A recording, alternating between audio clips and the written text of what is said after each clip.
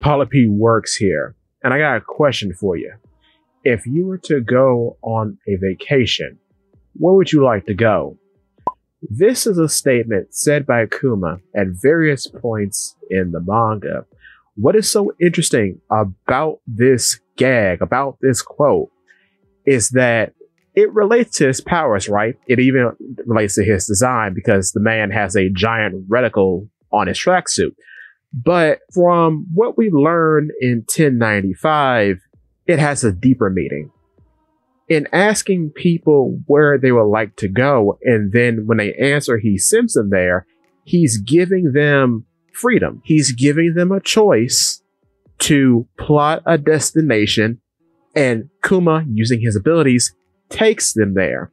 So he is trying to emulate Nika by being a liberator of sorts and granting the target their desired destination. This is also very interesting, going back to that whole design bit, because as you know, and I don't know if this is a in lore thing or more of a meta thing, but Kuma ate the pawpaw fruit, correct? In eating the pawpaw fruit, he has paw pads on his hands, and it also has given him animal ears or bear ears.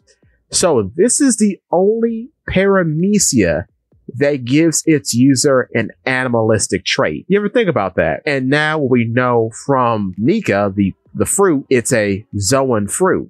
So it's just strange that this paramecia-like power gives its user animalistic traits, and then the fruit that turns a person into the sun deity Nika is in a category of fruit that usually turns its users into animals.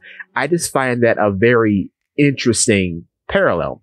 Also, we find out in 1095 that Kuma is a buccaneer. A buccaneer is a type of half giant, much like your wontons or presumably the onis, who may or may not be half ancient giant. So it's very interesting that the buccaneer people worship a sun deity, because as you know, the warriors of Elbaf have a sun festival. They too worship the sun.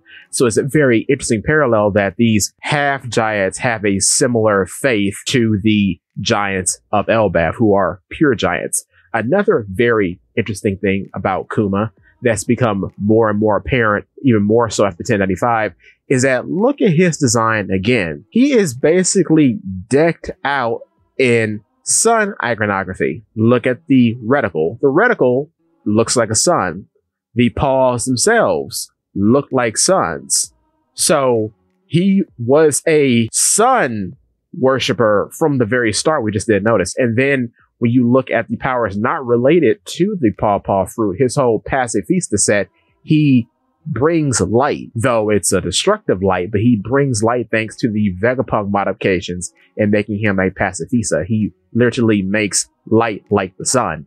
So that too is very interesting. But now, circling back to the whole, I guess, weird sadness surrounding his power, is that even though he can send anybody anywhere and grant them a type of freedom, he himself is not free, nor does he actually have the power to free anyone, which is why I think in the narrative we see him jump around from faction to faction to faction.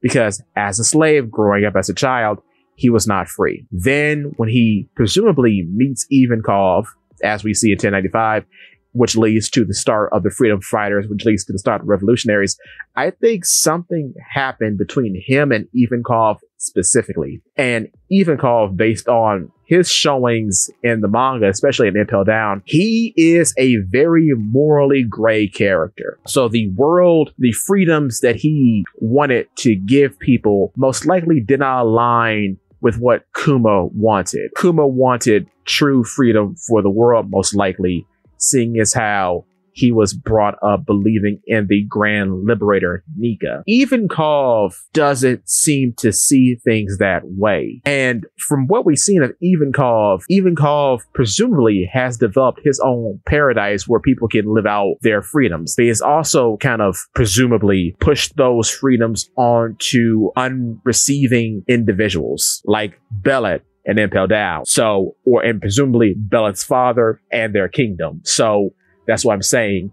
I think there was a division of interest at some point in the career of the revolutionaries, which is why Kuma decided to split and thought, well, if my allies cannot help me achieve this goal, perhaps my enemies can. So perhaps he kind of have like perhaps he kind of had a reverse look on things to Kuzan, because Kuzan saw that true freedom wasn't in the Marines. That's why he joined Blackbeard, because Blackbeard laid out his philosophy for him, and he said, well, we're going with that. What's also very interesting is that we don't know Kuma's relationship with the Sorbet Kingdom. So perhaps he tried to make a free nation out of the Sorbet Kingdom and was ratted out or betrayed into making the world government think that he was a tyrant, which then led to him being a pirate after perhaps he left his own kingdom willingly, which then led him in the hands of Vegapunk, which then led to him being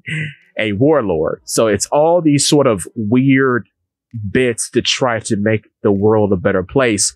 But everywhere he goes, he's met with failure or conspiracy or allied parties not having the same goals as him. Because I'm willing to bet once the Freedom Fighters became the revolutionaries, he was seeing the progress and he was seeing the growth. But there has to have been a stopping point in which he saw that the revolutionaries just weren't living up to the promises that they were founded upon. Because the revolutionaries, as they've been portrayed in the story, are kind of like the least successful faction. I mean, you see pirates succeeding all over the place. You see Marines doing things, at least.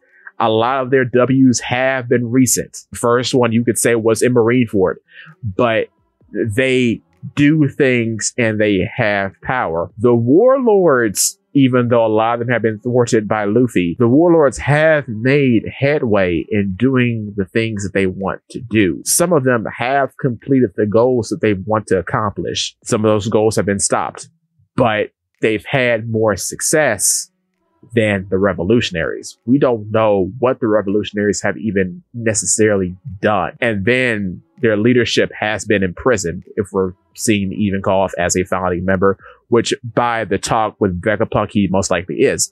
So it's a really weird spot to be in. So I think that's the tragic story of Kuma. He asks people where they like to go because he has nowhere to go. The man who can travel the planet is at a loss, because every allied force that he's been a part of, potentially being a king, a revolutionary, a marine in a weird sense of being a warlord, and he just doesn't see a way to make his dream of a free world come true, which is why he put his bets, much like Shanks, on the Straw Hat crew. But it's a bit different than Shanks, because Shanks was putting his faith in one individual, Luffy, for some unknown purpose. We don't really know Shanks' true intentions.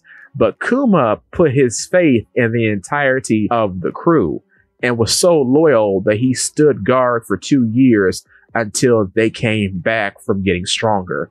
So that speaks volumes of what he thinks about this particular crew specifically, which, in saying that, I have to say, this has all been Bonnie for Straw Hat propaganda. I'm sorry you've been had, but no, seriously, Kuma is a very tragic character, and it's very sad that now he's possibly coming to the end of his life with a final stand at Egghead against Saturn, and perhaps in seeing Gear 5th or something, he'll die happy knowing that his prayers to Nika have indeed been answered and the warrior of liberation is out there. But give me your thoughts.